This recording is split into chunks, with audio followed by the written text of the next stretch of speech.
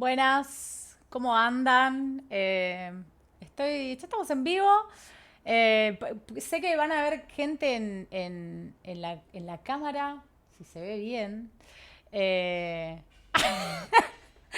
Esto es algo insólito. Los tengo muteados y me automuteé y me están haciendo, me quieren hacer reír. Esto es así, me quieren hacer reír porque saben que estoy muteada. Y los tengo nada más y a nada menos que a Jaime Jameson y a Jim Starlin. Chicos, está Jim Starlin acá y me está tratando de hacer reír. Yo no lo puedo creer, estoy muy nerviosa. Nada, les quería contar un poquito. Sí, vinieron a hacer una entrevista conmigo. Eh, no puedo ni hablar, chicos. Estoy que no puedo. Jamie está presentando a su gato. Y ahora, nada, les cuento sí que va a ser en inglés la entrevista. La idea va a ser después subirla a YouTube, subtitulada. Pero bueno, obviamente ellos no hablan español, así que nada. Vamos a subirla, vamos a tratar de subirla subtitulada. Ani, de hecho, que está en el chat, si podés ir traduciendo algunas cosas para la gente que por ahí no se anime o no entienda mucho, sería un golazo. Y bueno, nada, voy a empezar la entrevista en inglés. Chicos, no me hagan por favor bullying por mi inglés. Yo no doy más de los nervios, así que nada. Deseenme buena suerte, es lo único que les digo.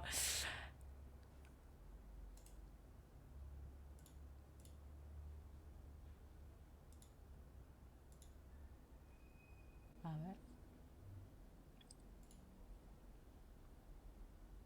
So, Am I supposed to hear you? yeah, now you should hear me. Oh, Jim is in mute, so I had to touch buttons to find that out. hi. So Did Jim figure out to touch the buttons? Yeah, Jim, your microphone is muted. Touch the button that is like a microphone. Yeah, that's pretty much it. There you go. I am unmuted now. There you go. See? I really well. You guys, he's naked from the waist down, just so you know. Oh no. We wouldn't know that though. Ooh. Everybody is. I am too. You don't want me to stand up. We lost visuals with you, Jamie. Like your camera just went up. Well, there you go. You just lost so many viewers just watching me stand up with my pants down. So how are you today? First of all, thank you for coming. I'm super excited about this interview today.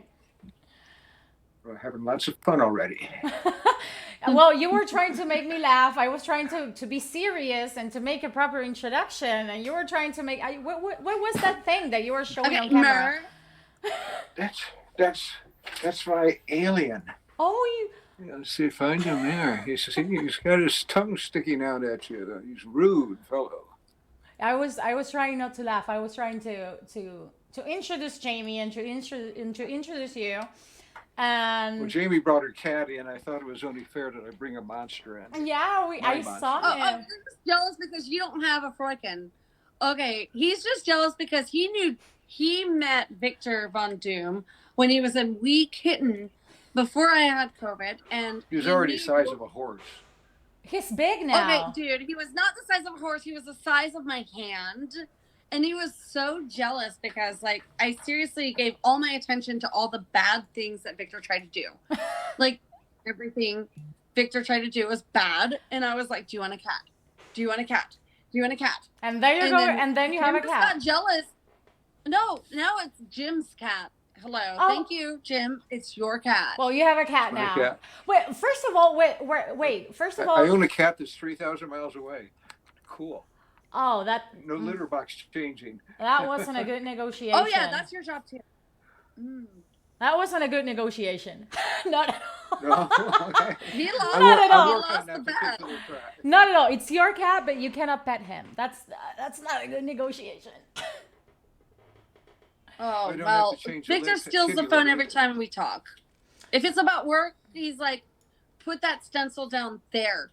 And he puts his paw down and he starts scratching at the page. I'm like, you're going to rip the page and Jim is going to kill me. He's like, I don't care. Fuck that ass. Actually, trying to work with cats, it's quite hard. when you own a cat, trying to work, it's quite difficult. But first of all, I think congratulations are in order. Congrats on Dreadstar, on the coming back of Dreadstar. Congratulations! I was super excited when I heard about that. I mean, that amazing job. It started with Kickstarted, right? That's how they financed it. It started with a pain in the ass in your side. Actually, yes. This all stems back to Jaime harassing our friend Spencer to harass me to do a Doctor Doom drawing for her. So that's the story behind the comeback. Oh, no, I didn't stop, Mer. You know me. You know me a long time. Yeah. And you know how stuck. I wanted my Doctor Doom. So, Jim, how was the coming back from the hiatus, because you were kind of in a hiatus from drawing? So how did you make the comeback? How was it? I want to know that story. Well, actually, I was out of drawing for 3 years. Yeah. I had my hand injured in a compressed air explosion. Oof. And blew a big chunk of this part of it away. And so I didn't draw for 3 years. And all that time I was squeezing a rubber ball and doing all sorts of other little exercises to get the hand working again. And I try and draw occasionally, but I actually didn't succeed in doing a whole drawing until Dr. Doom. That specific Dr. Doom. That specific Dr. Doom, and I thought, well, that wasn't too bad. That specific pain in the ass, Dr. Doom. And Spencer Beck, who is our handler and also an agent, our friend, never can stop thinking about how to make some money. And so he said, why don't you do some convention sketches? And I did, and Jaime had been inking Keith Giffen's convention sketches at the thing, and I thought, and by that point we were actually talking and hanging out. She harassed me from afar, just being a passing acquaintance before. She's much worse up close. But eventually she started doing inking a few things for mine for the conventions, and I decided I wanted to do this book, and so she was a natural person to ask to come ink it for me. I had the privilege of seeing a picture of that Dr. Doom, and it's beautiful. So I'm really glad that Jaime actually pushed you into drawing again. I'm really glad that happened, because we wouldn't have Dreadstar now. Mer, you know I'm an asshole, and you know that I will push for what I want, but I knew he could draw again. Yeah. And I was supposed to do the gauntlet for him. And that's what I was pushing for. And I still haven't got it yet. A sculpture, we were supposed to be right? trade. Yeah. It's almost ready for you. I'm just waiting for Spencer to find the last stone. It's been almost 2 years, Jaime. You asked Spencer where the stone went, and I'll get you your gauntlet. You actually had him sign it. You're looking for these little plastic stones to put in. No, it was a real stone. Jaime, it was a real stone. Mer, it was a real stone. You also make sculptures, right? You make sculptures, drawings. Like, you're a whole artist. You make quite a few things. Yeah. Music too. She does music too. She's on Spotify. I am a legit. You're musician, legit. thank you. Yes, you are.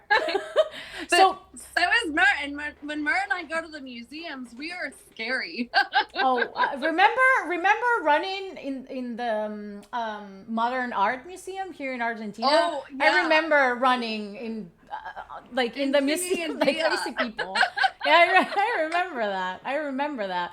So wait, I have a question for you, Jaime. I know, but they don't know. You had Corona last year, but you kept on working. You kept on inking, and you kept on writing and working. What she had a ruthless boss. Yeah, she is. She's made of fucking steel. What recommendations do you have for people that want to take care of themselves? Well, with Mexico City, I was tortured by the guy that ran La Mole, and he called me patient zero, which was not true. But I turned it around and tried to educate people into separating, actually doing the quarantine, wearing the masks, wearing the gloves. Mm-hmm. we didn't know enough about it at the time when I got sick, but it was I don't want to say a humbling experience, because it wasn't. I really didn't want to be called patient zero when I was like literally being put down and like being called the person that brought this to Mexico. They were rough on you, right? They were not nice, to say the least, right? I explained to them. You got death threats, all sorts of things. I had death threats. I had a number of things, but what I tried to do was educate. Like, I tried to tell them what I was feeling every day. And what people don't know about what my experience was I still have PTSD. I had 3 animals. I have a dog and 2 cats, as you know. You know them personally. I was crawling on my hands and knees every day to feed them if I could get up.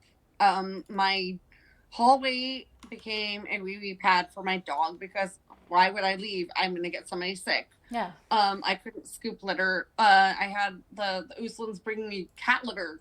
I was begging for people to bring me cat litter just to shove it in a box, just to not have the smell. People don't realize what it's like to be incapable of not just, I couldn't help myself. I couldn't take care of myself, but I couldn't take care of my animals. But I couldn't let people in to take care of my animals because I would get them sick. And it was this catch-22. And trying to work with that, I was trying, I knew that there was a deadline, and I was trying to ink a page where Two-Tone from Dreadstar pukes. And I know for a fact that original page has some puke on it. Nobody will ever know that except for me and everybody I just told. But and all of these Argentinians that there goes the secret. There goes the secret. There goes the secret. There goes the secret. There goes the scoop. Worth double and triple the amount of money for the work that I did, because I was literally trying to hold stencils and puking, and I literally was like, "Oh, this stencil looks great," and then putting down the rest of the stencil and just like, well, wow, my mouth tastes like this page feels. This looks good to go. It was surreal, and to try to do something in real time, or I mean, everybody just acted like, oh, well, maybe she's gonna die, or she's not going to make the deadline. It was like, there's a fucking goddamn I'm sorry. No. You can curse. Here in Argentina, it's past 22, so, yeah. Yeah, I get to do it next.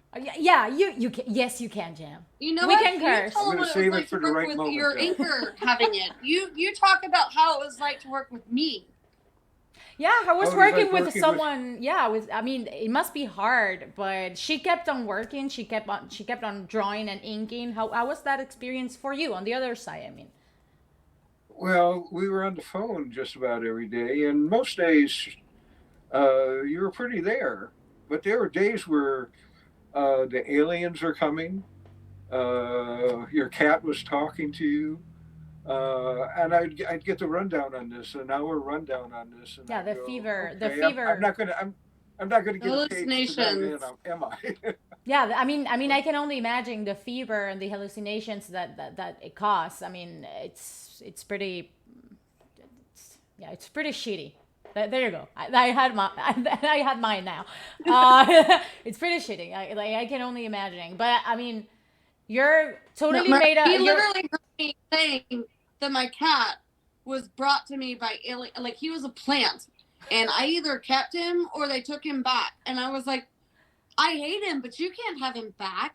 No, I mean, this was a real conversation that happened, and he was right there. And this really happened for me. It still really happened for him. It's like you were hallucinating. For me, I wasn't hallucinating. It really happened. So that's Corona. That's Corona in a nutshell, right? Like. No, I don't know what it is in a nutshell, because we don't talk about it very often. But I know that Jim sat there, Jim talked about like the the spider alien that was walking through my body, or I mean, he heard some crazy ass shit. I can only imagine Jim on the other side of the phone, just like, that's a really good comic book idea. That we should. Oh no, they're my ideas. I'm going to steal I've that. already copyrighted those ideas, so they're not his anymore. But they could be. I might work with him on it. But she did contribute ideas. At one page, we came up to, I say that I need an unusual creature. Mm-hmm. What'll I draw? And she sent me a list of unusual creatures, and I sort of put them all together, and that's what we ended up getting. And this idea went on. It's going to be on the new Dreadstar, or because I it's also in the know. new Dreadstar. It's in the book. Yeah, it's just one panel. Oh, I will get that. I will get that as soon as it's published. I'm gonna get that as soon as it's published. So it's at the printer now. So how long until it's the first printing? I think about a month from now. The people who had the first Kickstarter thing will be getting them. And we should be getting copies, Jamie. Jamie's disappeared on us again. Oh, there you go. I've not. There she is. I was just going up to get a bottle of water, but... Yeah, there you go. It was very gauche of me to point out that you weren't there. But I'm a magician. So a month from now. About a month from now, yes. Oh, that's like nothing. That's like now. Mer, we'll send you. Me and all of these people are witness of this promise. Like, oh. Bro, have you not seen the stuff I've got for you here? They are witnesses. I am a witness. Like, I won my Dreadstar. No. Okay, anybody watching, I just want you guys to know how much I love this girl. She is my best friend from a sister from another mister. Like, she is comic queen, and she better take that title soon before somebody steals it. We're gonna try. Oh no, I was gonna set it up for you. But, so I have a question. It's kind of weird because I have this question written down, but it's also a question in the chat room. The people that are watching us, they want to know. I mean, first of all, your Infinity Saga pretty much was the main inspiration for the MCU and the Avenger movies. How did it feel? How was it to see one of your main creations on the big screen? Was it how you expected to be? Did you make some middle grounds? How did you feel about it? It's a roller coaster ride. Okay. It's a constant surreal kaleidoscope popping back into reality and back to the kaleidoscope. It depends on the day of the week. I mean. Okay. Thanos was this character that was never going to be in TV and movies because he was just too complex and bizarre. And they're making a bloody fortune off this guy who I never thought was going to see anything be on any screen, let alone a toy store. So, it's surreal, and I get used to it, and I pay no attention to it most of the time. And then Stephen Colbert comes on and does an Infinity Gauntlet joke. So. Was it like you imagined, or how did you feel about? Because of course they changed the motivations behind Thanos for doing everything he does, right? We know in the comic books he's kind of after death, right? Yes, but they got it out of a Silver Surfer. That was one of Thanos' motivations in the past. It was actually a con job he was doing on the Silver Surfer. Oh. Yeah, but I came at the movie kind of strangely because they had finished the first one, but they were still doing a lot of special effects and that, and they hadn't quite had Thanos down yet at that point digitally. And so when I was on the set, the first thing they showed me was this scene that they didn't use, that Brolin is sitting there talking to somebody off camera, and they hadn't developed the clothes for him yet. So there's this naked Thanos sitting there telling me about the Infinity Gauntlet, and I'm going, you guys went a whole different direction than we did in the comics. Oh But my God. he actually was closed by the time he got in there. Oh It was well, fun. I mean, well, he even changed colors, so that was Well, something his too. eyes did. He's still purple.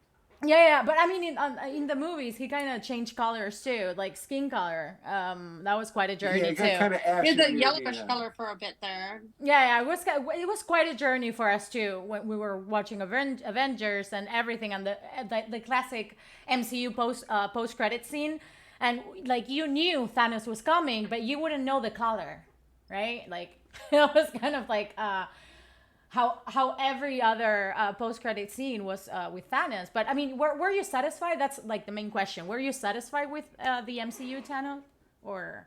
Oh, very much so. And that whole first scene in the Avengers thing, I have a story for you on that one.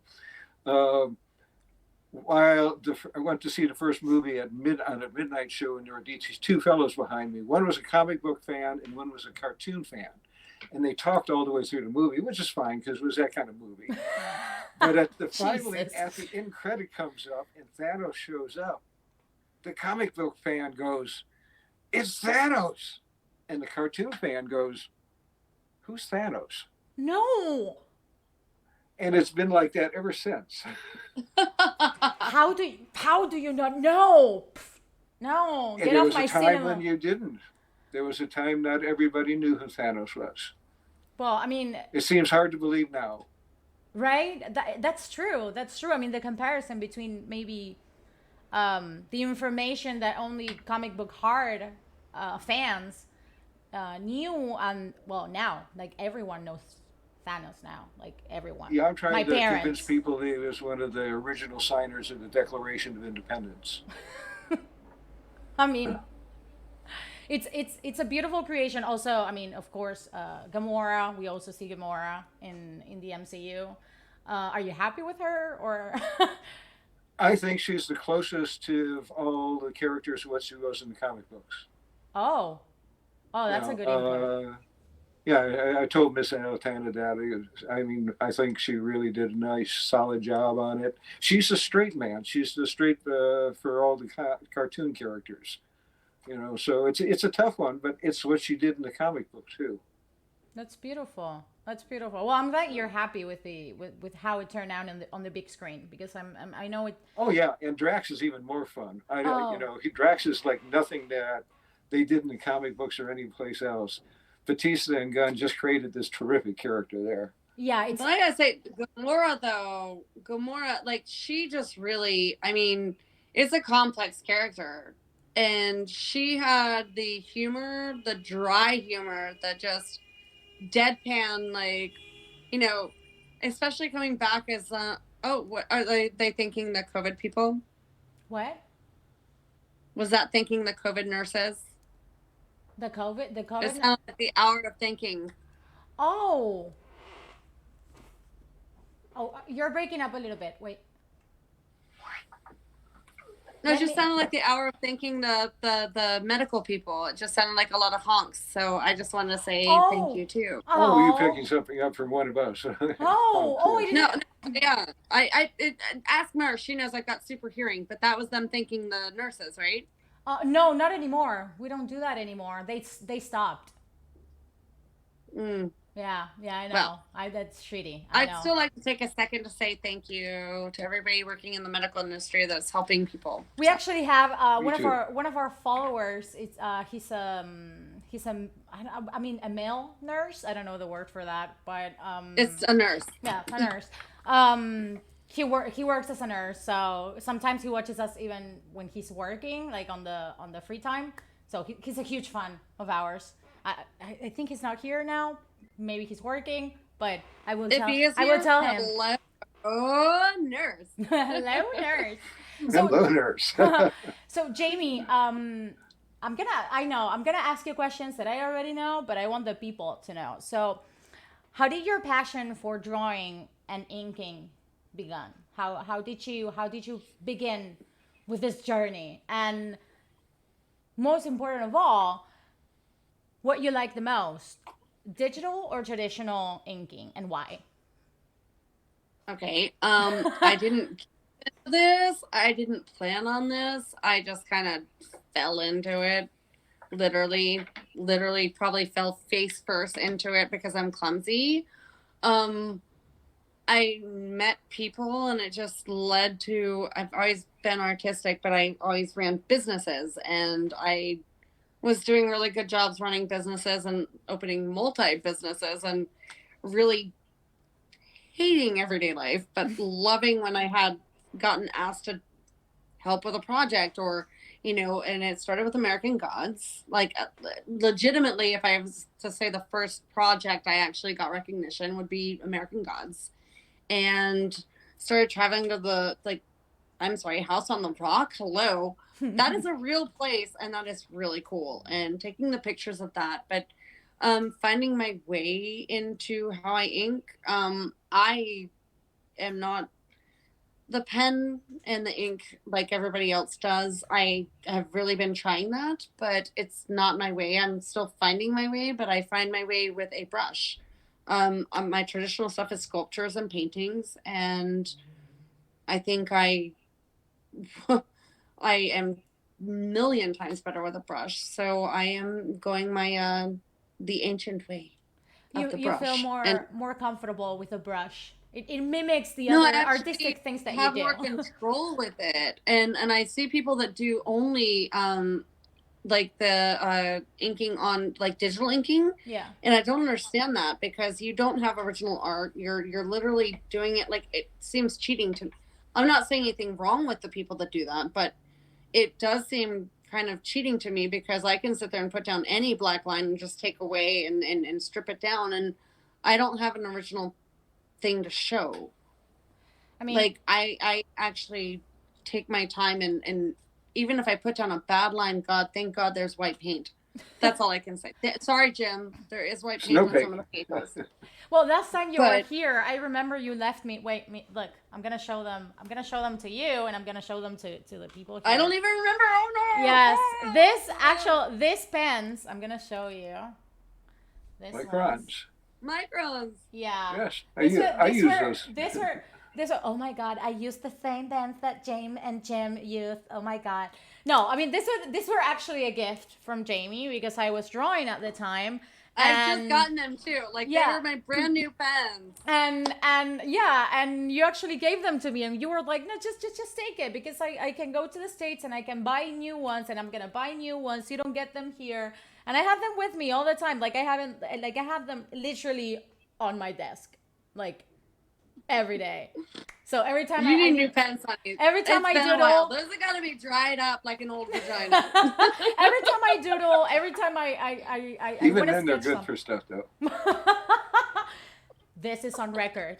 Wait, I have a question. Since we are kind of on the mean side now, I know for a fact that you kind of created / draw a Donald Trump villain, like a Donald Trump based villain, and he has a beautiful, painful death. Call a spade what it is, honey. Call a spade what it is. A spade is a spade. Jim, take it over. He's a comically bad character who comes to, as you said, not the best end. He's sort of the lead-in to the Dreadstar Returns book. A small little thing at the beginning, and then we get into the real story. Oh, so my spleen. So it was kind of like a gateway villain, kind of a deal. Yeah, it was like kind of a pissed off moment. Yeah. How did you come up with the killing method? How did you just, he's gonna die like this. This is the dream. Well, he had just beforehand, Trump had done a commercial putting his head digitally on top of Thanos, which I was highly offended by, and Thanos was also. He did the snap. What? He did the snap. What? Yeah, he did a snap where he deleted the Democrats. No, yes. You're joking. No, this was a real Jim, thing. He deleted the Democrats. Do you not remember? Yeah, no. Democrats are gone. I didn't know that. Yeah, no, he deleted the Democrats, and I'm surprised you are not elaborating more on this, Jim. But he literally snapped. I figured if he could do that, I could use him in my comic book and treat him badly also. I'm so excited about knowing this. It's beautiful. I didn't know about this spot or commercial. I don't know what it is, but I didn't know about that. That's no, the nerve. Not all Americans love Trump. That's what we've been putting up with for the last. The nerve. No, we don't believe in Make America Great Again. MAGA never existed. There was never a great America. I know. Like, I know your political alignment, so I'm happy with that. Yeah, no, but yeah, when Jim sent that, I did not know how to ink a face like that. There was so many details, and I was like, I have to make it look just like him. And it took me a little longer. No, but I was like, I went looking for the worst photo in Google search of him, where his face is really distorted because, you've got a visitor. Yeah. So because he does come to a bad end at the end of a stick. So I needed a really distorted face. So I sent her a photo reference of the distorted face to work from. Oh.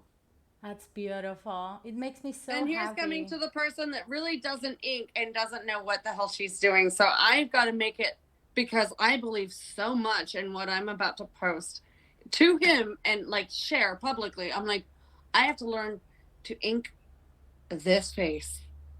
I don't know how to do this, but that's a learning curve. Like him. And it was like every little no, it's just like him. Yes. Okay, let's post this shit. I hate him. I hate him. I hate him. I hate him. Oh no, that's exactly it. No, I think there was little tension lines going like, if he gets elected again. The inking had much more drama than the book itself had. Well, I mean, I cannot blame him. I mean, I just, come on. I truly didn't know about the Trump spot with Thanos. I mean, what a nerve! No, honey, I what thought a I was nerve! Gonna die. If this was the last thing I was gonna do, I was gonna do it right. What a nerve! And I was like, Jim will hate me if I don't get this Trump head right. Yeah, I'd hate you terrible. You've been doing such a terrible job. Wow! Mm-hmm. Wow! I've been fired 20 times. So this is so I know, and I want to know. This is a personal question. This is not a very serious question, but this is a personal question. So there's this character in comic books that I hate. Okay, I hate him. I cannot stand. I got a couple of those. I cannot stand him. Every time I read and he's on a page, I just wanna strangle him and just watch the life go out of his body. But, and this is, and I'm gonna be honest with you, this is the first comic book in which I learned your name, and I learned how to appreciate you. And this is the time when you killed Jason Todd. So I was I was a child. You knew this was coming. You knew this was coming. So everybody hates Jason Todd. I was a child, and I come across a death in the family, right? And I didn't know your name at that point. I was a cute teenager, and then I see what I always have longed, and it's pretty much Jason Todd dead. And then I knew who the great Jim Starlin was. So how did you come up with the idea to annihilate this awful human being? Well, I always thought that running around fighting crime in a black and gray outfit with a kid that you dress up in primary colors was sort of on the level of just out and out child endangerment, let alone misuse. So when I started writing Batman, I tried to avoid using Robin as much as I could. Denny O'Neil, the editor, would force me into it occasionally. And let's see, I turned him into a murderer in the one story I did. I know. And then killed him off later on. So he wasn't my favorite character either. I just thought it was a good time to eliminate him. But unfortunately, they had all these lunch boxes and pajamas with Robin on them. So they brought back a new Robin almost immediately.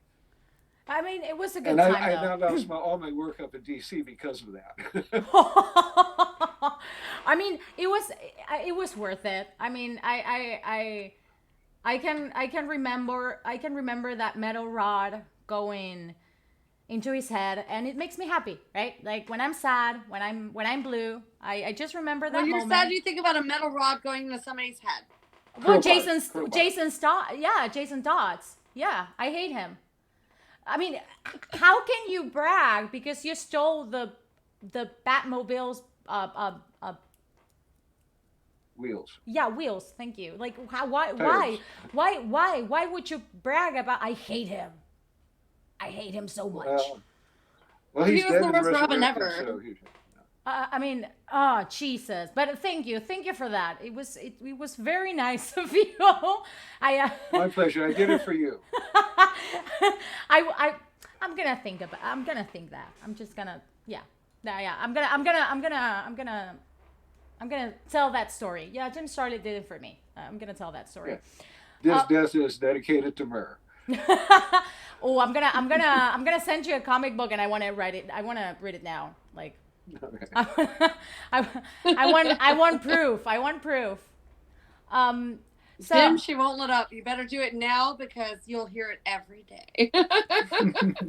so I'm gonna open questions from the public, and I'm gonna read them when they appear to me. In the meantime, I'm letting them know. Do I get to ask a question? What? Do I get to ask a question? Oh yes, you can ask a question. Wait, Did you whom? take Comic Queen from Instagram? No. Like that.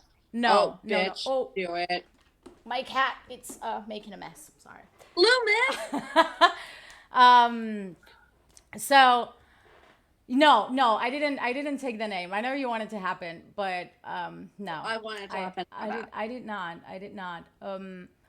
But I'll make it. oh, But dear God. in the meantime, can I see Loomis's butt again? Because, like, I mean, that's as much as Loomis I get to see. No, I'm just kidding. He's just watching me. Like, what are you doing? But I mean, well, this is a question for you both, though. Which character did you enjoy the most? In what? Well, I mean, could be to create or to even to write. In Maybe the current Dreadstar? Could be in the current Jetstar. Could be in your career. Could be a character that you created. Could be a character that you did have the chance to write or to draw. For me, When I was yeah, go ahead. You go first. no, for me, it was like, I mean, I hadn't read Dreadstar in many, like, I didn't even remember the story of Dreadstar. So, Eddie being the last of his kind and thinking about Red Dwarf and just, I picture Eddie with a sense of humor of Red Dwarf, which is a British, it's old now, but he was the life form that formed on the spaceship, which is a comedy. Like, I picture Eddie as this life form meets like the smart person out of the group from this I don't know, Orville kind of situation. I love Eddie. He's like, and I love like helping with the change up of Willow, but Eddie is like obviously going to be my guy because he is smart, but I picture him as like eventually coming out with these weird one-liners that you don't expect, and he is like what I look forward to people seeing, and I maybe hope that he gets his own book, but I you know, A spin-off? I can only wish. But Jim, what were you saying? Oh. When I was a kid, it was the Hulk. When I started Okay. working professionally, it was Iron Man. Because all my samples were Iron Man or the Hulk. Over at DC, I think my favorite was Batman. In Dreadstar, it's also Eddie, but I like Sissy G an awful lot because he's a sick he character. looks like Victor. He looks like Victor. Victor after a hard He's night. a funny guy. I mean, he's a... No, I mean like I'm sorry, Vincent Price. He always reminds me of Vincent Price. I don't know why. Sissy just looks like Vincent Price to me. I could imagine him talking like Vincent Price. I think that's it. It's a mental thing. Yeah. It would be a good choice, right? Wouldn't it? Yeah, it could be a really good choice. And as far as the Hulk goes, I wrote a song about the Hulk when I was 15, and it's recorded. It was one of the first songs that I wrote a whole song with all the band, and it's recorded. So, yes, I agree with the Hulk. But, yeah, as far as currently, you wouldn't want to hear my song because it would just talk about not making me angry. I mean, they're solid answers. They're really solid answers. So I have a few. I have a few questions from the people watching us. There's one that I don't know. I don't know if you can answer this, Jim, but I'm gonna ask it anyways. And no, I have no pants on whatsoever. Well, there you go. There you go, public. Jim doesn't wear pants. No, I mean, they're asking about... He is not wearing underwear right now, I'm sure. They wanna know... they want to know if you had something to do, maybe in the development or maybe a collaboration or something for Shang-Chi. I don't know if you can say something.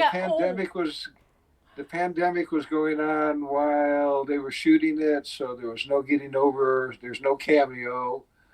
No cameo.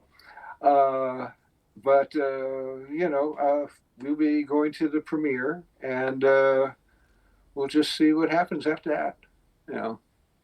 Did you have some video conferences or talking over the phone? You very seldom do that before they go in production. They don't really want to talk to the old writers any more than I would want to talk to them. I mean, you're going off from their creation, and the creators are going to want to keep it as close to their creation as possible, and it doesn't work that way in a movie. It's a whole different medium. I've done it enough times at this point where anything that's in there, I take as a boon that came out of the original book. When I was watching the Infinity War, I was going, my scene, their scene, my scene, their scene. Oh my, well, yeah, I mean, it's kind of like, I think with Adam, it happens a little bit the same, right? Or it's going to happen a little bit more of that, right? I don't know what they're going to do with the character. I mean, with Warlock, Adam Warlock. Yes, I figured that was the only Adam we were talking about. Unless we were talking about the little tiny guy. Yeah. No, I'm talking the big guy. The big guy. The big guy, okay. Yeah, I mean, how do you think they're going to or which story do you think would be a good one to introduce Adam now that the whole gem thing is over? I think, and it seemed like, I don't have a direct line to Marvel, but you see things, and one of the things that is a tell is what they're casting for. And they put casting notices in the trades for that. And at one point they were casting for Magus Warlock / Warlock. So that may give you an idea of where they were. But this was 2-3 years ago, and James Gunn had his trouble, and all the movies got pushed back. Mm-hmm. So you don't know what it is. I mean, but he apparently has the story written already. According to his brother, it's written, and I guess they're probably filming it at this point. Wow. Oh yeah. He's gonna. You gave me a little bit of information. COVID put a damper, and it put a lot of people, like, even if they had a thought, I'm sure they had a lot more free time to rethink. So we might think we know what they think, but I am not going to be surprised when we are totally surprised by the fact that we have no idea what they think because they've had too much time to think. Oh yeah, and you always guess the wrong thing. I thought Peter Dinklage was going to be Pip the Troll inside the Infinity War. Well, I mean, we can dream about that. Yeah, I mean, he would be a terrific Pip the Troll. Well, We've I seen have him all drunk figured and out what's debauchery happening inside on Game of Thrones. WandaVision. Yeah.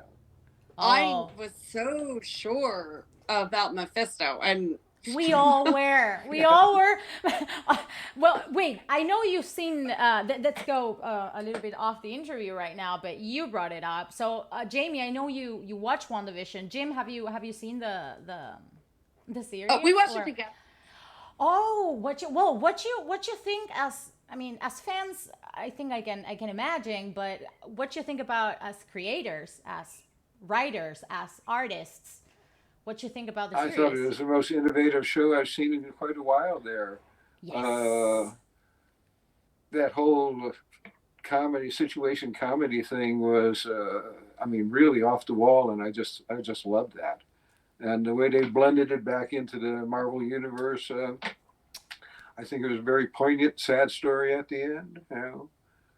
So I cried. First off, I'm sorry, but Elizabeth Olsen has come in.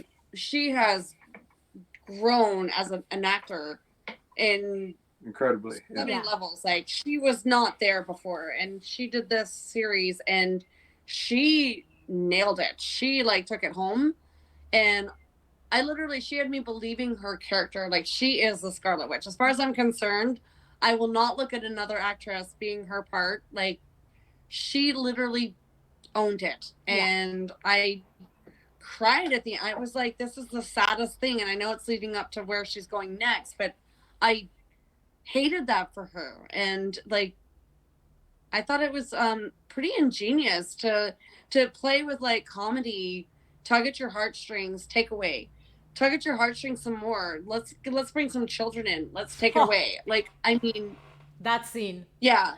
That's I was like, how do you I would never give up my cats and my dog. I would never just say good night and walk away from the bedroom. To be clear, so I don't feel that stupid. Everyone in this chat room was kind of convinced Mephisto was going to appear, right? Oh, thank you. I thought I was the only one. Because I know sometimes when you're a fan, I never watched it. I mean, when you're a fan, sometimes you get all caught up in the fan theories, right? And you make your own story, and then you kind of forget that you're watching a movie or you're watching a series that someone else wrote, and you're not writing that story. And it could be quite difficult when you want something and it doesn't happen, right? We actually had a podcast last week, right? WandaVision ended last week, right? Yeah. Talking about this, about how that all the angry fans that were talking about, no, this is not how it should have ended and whatever, and they cannot enjoy watching a series. That amazes me. They cannot enjoy something that's not aligned to their fan theories. I was so wrong. I was so right about Mephisto. I was so Jim will tell you. I was like, it's Mephisto. It's Mephisto. Every week, I know Agnes has something to do with it, but it's Mephisto. I was so sure, but I was so happy with the way they wrapped up. Yeah, it's amazing. Series. Maybe I was wrong. Yeah. Okay, great. You know what? Bravo. I was wrong. I would rather be wrong than be right about something so awful because they did it so right. Yeah, that's the way of taking it, right? That's the way of enjoying it. Okay, you had your fan theories. You enjoyed making your fan theories. It didn't happen. It's a great ending anyways. Enjoy it. Well, Jim right? will tell you, I insisted. I was telling him all the reasons. Jim, why was it with Mephisto? The shark scene, the the shark scene. That was huge Mephisto vibes. Nonstop. That's true. Yeah, I was voting for Agnes all the time. I mean, I thought it was just really clever the way they just sort of worked certain characters in kind of smoothly. You didn't connect Agnes with Agnes Harkness until like the second or third episode. Yeah. Unless you knew who Agnes was. Yeah, I read the comic books, but no, that's what I mean. The comic books. If you read the comics, you knew Agnes was a part of it, but it seemed like something bigger. And yeah, we kind of when you have read the comic books, you kind of knew it was going between House of M, Avengers Disassemble. You kind of knew that was kind of like the plot. No, right? dude, I insisted it was Agnes, or no, that it was Mephisto, and Jim was like, it's Agnes. You knew. Jim was right. I was wrong. Well, I mean, he's the one. What? Wait, what was that? I said it doesn't happen too often. I hope everybody hears that. Enough. You've milked it enough. I mean, he's the one creating characters, so I mean, he has an advantage with that. He knew. Mm-hmm. But so other question, was it different working in Epic Illustrated and your work now? Which differences do you notice? And for you, Jaime, is it different as an artist that you make sculptures, you make music? What's the difference between all those things that you did before? I'm not saying you don't do them now, but I mean, I work for a slave driver now, so yeah, it's a little different. But I'm gonna let the slave driver answer the questions first. Okay, and you get back to work while I'm talking here. What was that? I've got an itch on my nose. No, when I was working on Epic Illustrated with Archie Goodwin, Archie was the best editor I ever worked with, and he promoted try whatever you wanted, and so I did on Dress Star. It's a collection of painting and. The Metamorphosis Odyssey started off on gray board with white chalk and black ink, and went off to colored boards where I'd run down to Japanese paper stores and get mosaic, get print paper of all these paisley things floating around and make that the background of the painting. So, once you get into production, you can't get that experimental. Doing a monthly comic book, I had to go back to black and white ink and color on top. And now we're back to a more reasonable deadline. So Jaime and I get to play with different things. We're more reasonable this is much more reasonable than doing a monthly comic book. Okay, yeah. You try dying of COVID and tell me that's reasonable. Oh, it's reasonable under the circumstances. without the whole COVID situation. Yes. And for you, Jaime, what's the main difference, or the difference that you feel between what you did before this and now with comic books? Well, as you know my story. I know.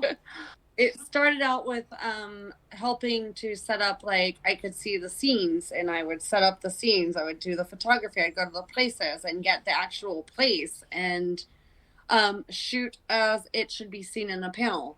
I never actually foresaw any of where that started going into any of the future stuff, but I've always been a painter. What I'm learning now, especially post-COVID, I still have I'm a long hauler, so we know that I struggle, but what I'm learning is I thought I'd be really, better with a pen or doing this or doing that. What I'm learning is once a painter, always a painter. My best, my hatching, my strokes, brush. The old-fashioned way that people say they don't use anymore is my best way. And I think in the last 2 weeks, I'd say especially, coming to terms with the fact that I'm not going to do it like anybody else. I'm not going to be modern. I don't have a way. Just learning my own way, especially post-COVID. Yeah. Which makes me feel like brain damaged person. When I pick up that brush, I am so much better than if I pick up a micron. I can do my tiny faces with a brush better than I can on Micron. And everybody else will say like, well, why would you do that? That's so much harder. Not for me. Well, you have a background in like painting and sculpture and the details. So I think it's kind of like even muscle memory works for you. Oh, wait, I got to show you something. Yeah, Did sure, you know I was please. a pop? I'm a pop. Oh my God. That's from Laura, right? Laura Moon? Yeah, I'm Laura Moon. Yes, I know. I know it's based on you in oh my God, I in got one for American you too. Gods. Oh, I won one. So Oh, you got one. I have 2 questions left. So first of all, I won't say how, James, but I know you're working on a project that it's not specifically a comic book. Can you tell a little bit about that? It's hush hush.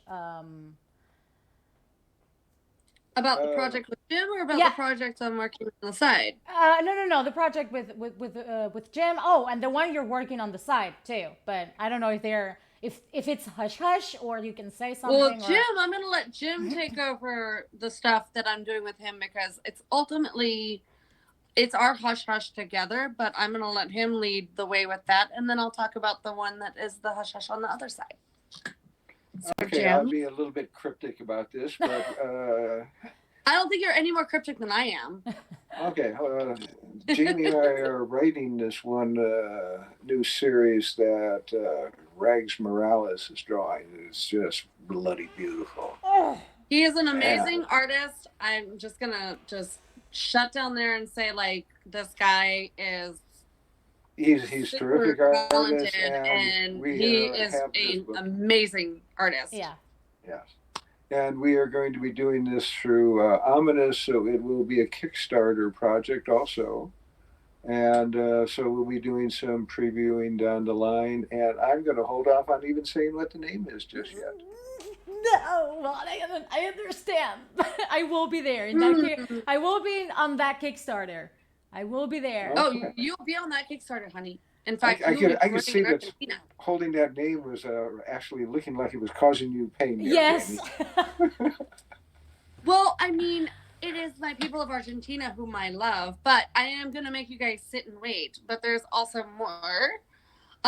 Jim and I are going to also work on something. You all know that, well, all my friends in Argentina know that I have anxiety. We have not hid this fact that, like, I suffer severe anxiety. I have something I'm working on that I am pulling Jim on, and also Neil Adams' son Joel Adams is going to be a part of this. But I've actually got a lot of green lights with people I've been talking to about making something that's actually about helping people with anxiety, and it's going to be more cartoony. It's not a comic book. It's not a graphic novel, but it is a 4-panel each page kind of cartoon thing that I am trying to get done, and Chronicle Books has approved it recently to move forward. And I am pushing for people dealing with their anxiety and having a healthy outlet for it, because this is before COVID. It's not okay to feel that way. Like, everybody should know that we're all feeling anxiety, and now that COVID has hit and we're all trapped in homes, and I don't understand. Like, actually, if I could be trapped in my home and not have been sick, I don't feel sorry for the people that didn't utilize that time. I really don't understand, because I'd be learning. But at the same time, I understand the anxiety that comes along with it, because that is something I face every single day pre-COVID. And this is something I feel very strongly about, and I am really excited to work on this with Jim. And then there's other projects in the works that I will be working on with Jim as well. But this one it's got the green light. So, and I don't think I told Jim that yet. Just yet. No, I just Jim, surprise. I got the green light. Surprise. Well, thank you for sharing that. More work. Thank you. Well, I just found out today. Well, I just found out today. Oh, wait. And there's one more. Okay. I'm all my yours. friend Adam and I have been working on an environmental show. I'm not going to give too much, because this is his story to share. But we've been dealing with this, and I helped him with the character design. He has gotten a second green light for another meeting, and be on the lookout for Adam Persdale's big project, and just Google his name and keep it on your agenda, Yes. because he is going to have something major, and I'm so proud. And Jim and I will be helping with that too, but that is his project. So, but yes, I would like to make a shout out and keep an eye out for that. Be Adam's minions. Yes. We will be Adam's minions. Oh, how will that feel, Jim? I don't picture you as a minion ever. We're going to paint each other yellow. Ooh. Can you be Kevin? Can I paint one eyeball here and a unicorn horn? And a unicorn horn? And banana. I love it. Thank you for all the every day when I drive to the studio. Thank you for all the oh no, Jim. Oh my God. I'm going to do the rest of the interview like this. Well, it's better than the alien. It's better than the xenomorph. It's a happier place. Hey, I could have been in the cemetery with my ducks. Would it have been a sad place or a happy place? Well, ooh, good question. Good question. But I mean, depends on the cemetery. Dichotomies. The life, right? Well, thank you for sharing the hash hush, or where you can share at least from the hush hush. I'm super excited. I'm not gonna lie. I'm super excited about that. And of course, my last question, it's about advices, right? Jim, you created some amazing characters from scratch, like, well, Thanos, Gamora, Dreadstar, of course, who's making a comeback. What do you think is key when creating a new character, and how do you design them in a way that you know people are going to love them and like them? And Jamie, of course, I want to know your input too. Why would I want to love them? Well, I mean, Thanos, it's a very lovable character. I love Thanos. He wants to make the world better by killing off half the population. Well, I mean, it's a character. I'm a complete failure. I didn't want you to love these characters. Well, why not? Well, we do. Yeah, we do. What was your intention, Jim? My intention was to create flawed characters that I found interesting and I wouldn't get bored drawing, that never got into an automobile or on a horse, because I hate drawing both of those. Well, at least he really sucks at drawing horses. I was going to say something mean of another artist, and I'm going to refrain myself from doing. Oh, don't be crass. I was going to say, Jim, at least you can draw feet, but oh, I guess it's RL, block hands.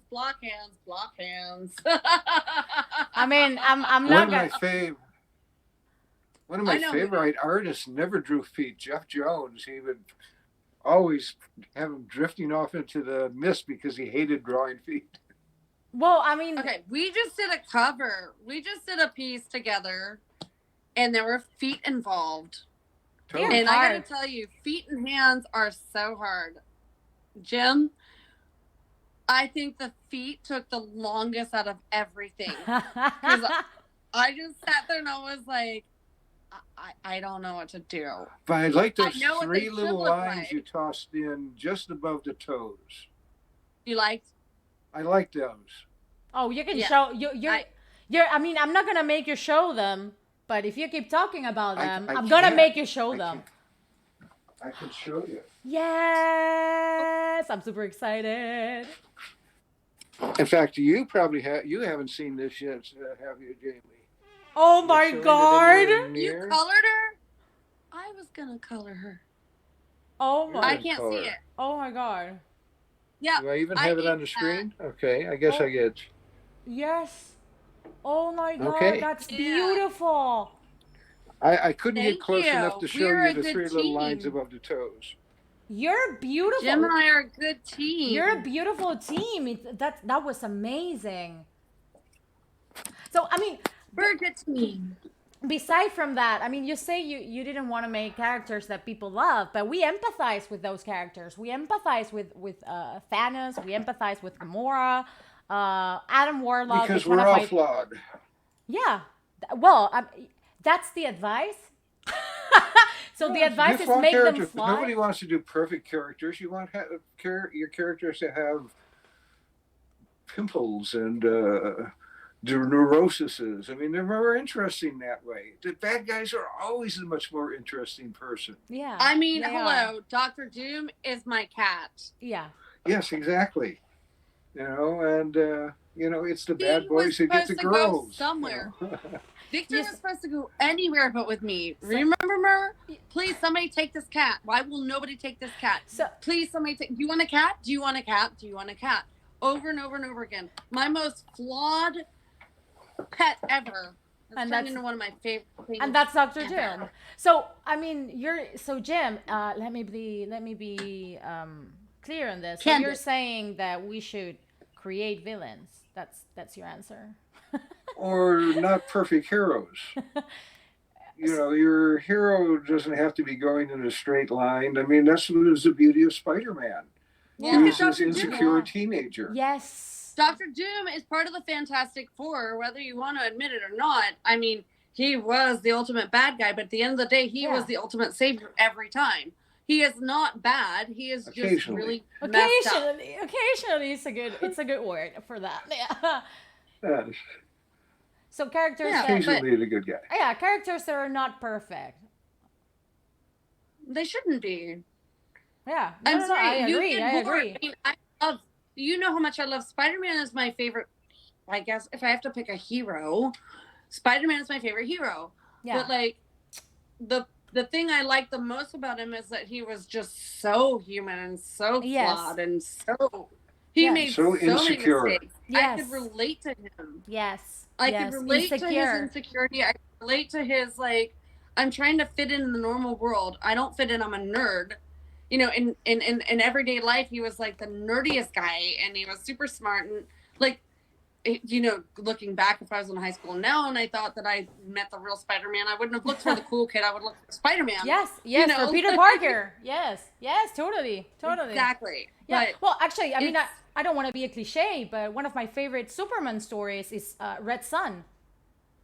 And that's a great story. Yeah, there you have a not perfect Superman, right? I think far from it. Yeah, I think you're onto something. I think that's a very good answer. Thank you, Jim.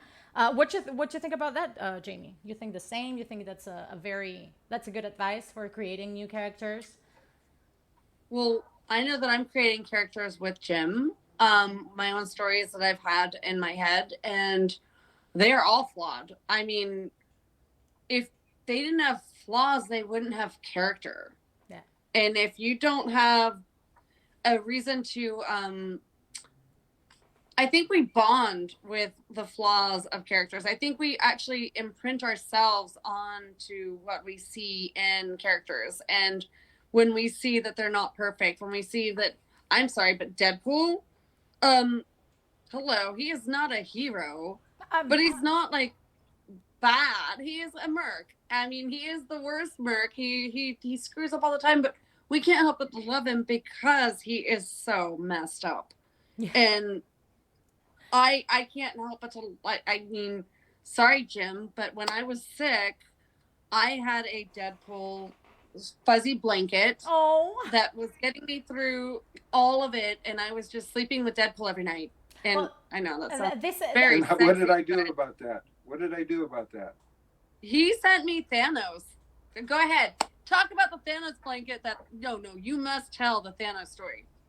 I saw that thing too many times in FaceTime, and I thought, I got to get replaced. Got to send the Infinity Gauntlet over there instead of Deadpool. Oh, I love it. Oh no, he sent a blanket that was like every Avenger with Thanos as a centerpiece, and he was like, "I need to know that Thanos is there." I'm like, "Well, Thanos is there. He's like all over me right now."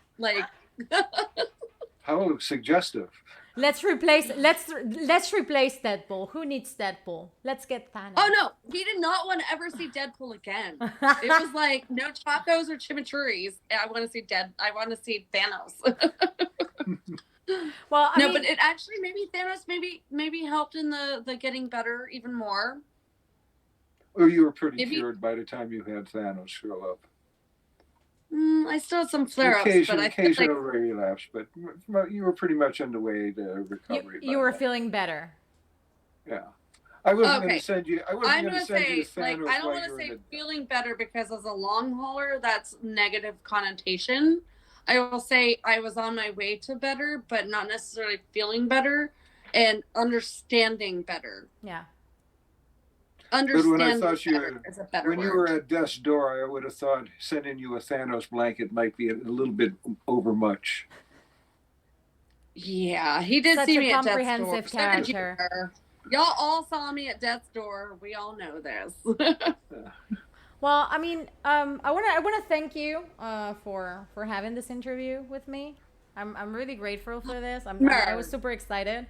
I'm gonna say something. I'm gonna say something quick But I have in to ask you a Spanish. question.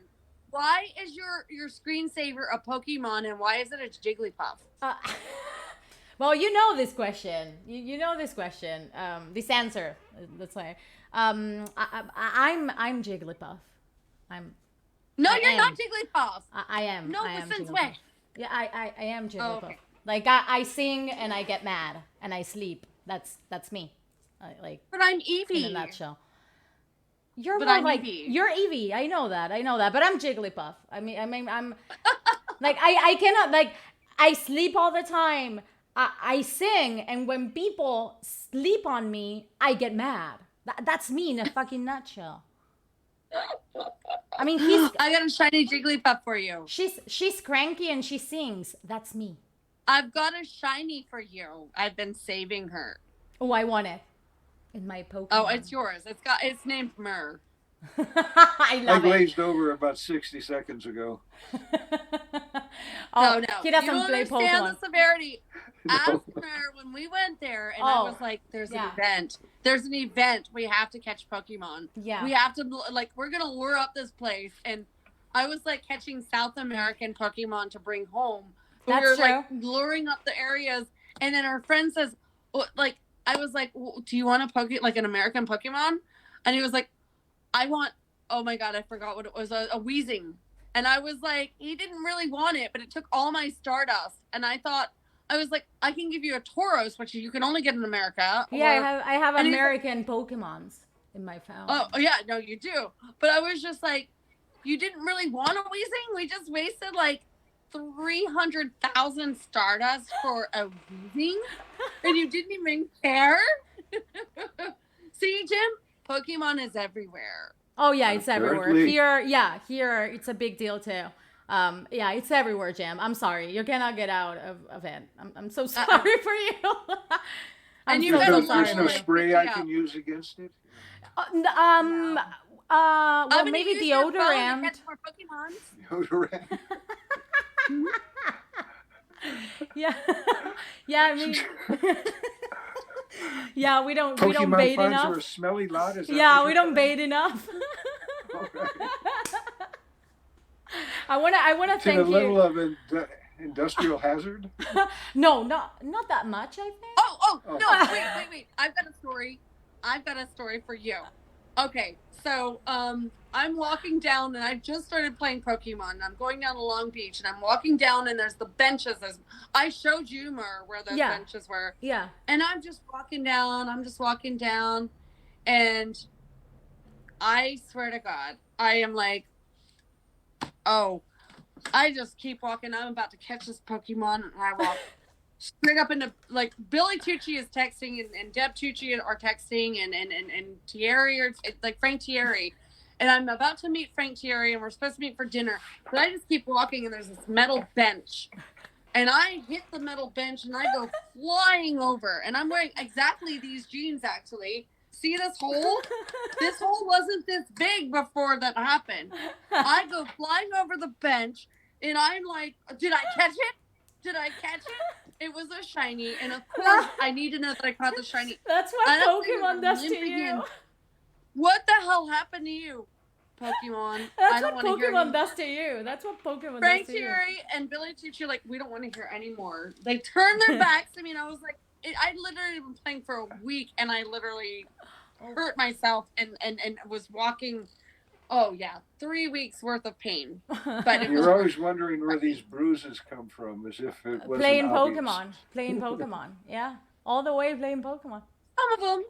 some of them, yes. Some of them. I will openly admit that I am a klutz when it comes to Pokemon because we will run out into like running street traffic to catch Pokemon.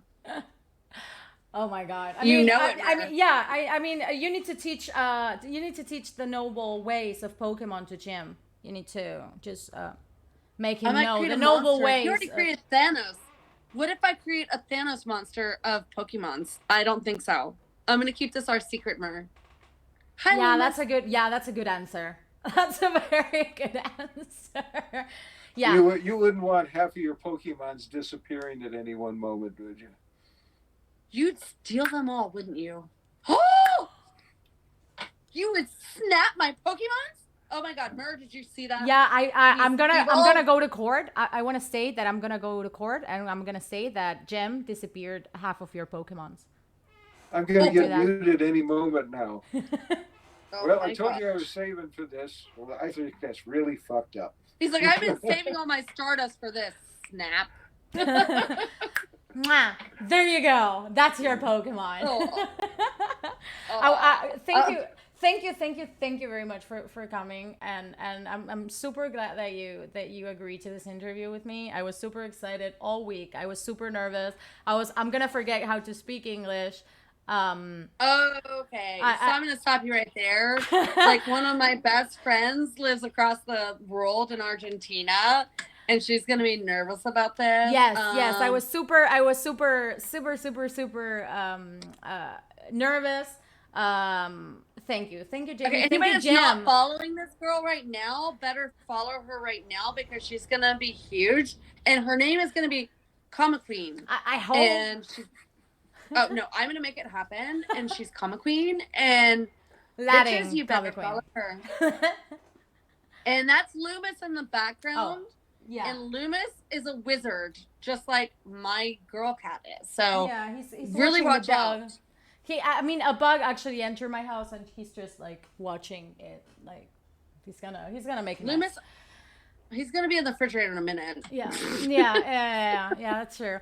But okay, I wanna thank you again, and well, I'm gonna go off and speak a little bit of Spanish so I can say goodbye to the people that are watching us. If you want to say goodbye, you can. I'm gonna make subtitles. Muchas gracias, Argentina. Yeah. Hasta luego. Mucho amore. Oh shit! I had it earlier, but You can. I love you, Argentina. You know that, and you love this girl. So, bye. Chao, gracias a todos por venir, por escucharnos, por reírse con nosotros. Espero que lo hayan disfrutado. Les prometemos que se lo vamos a dar subtitulado en cualquier momento y cuando tengamos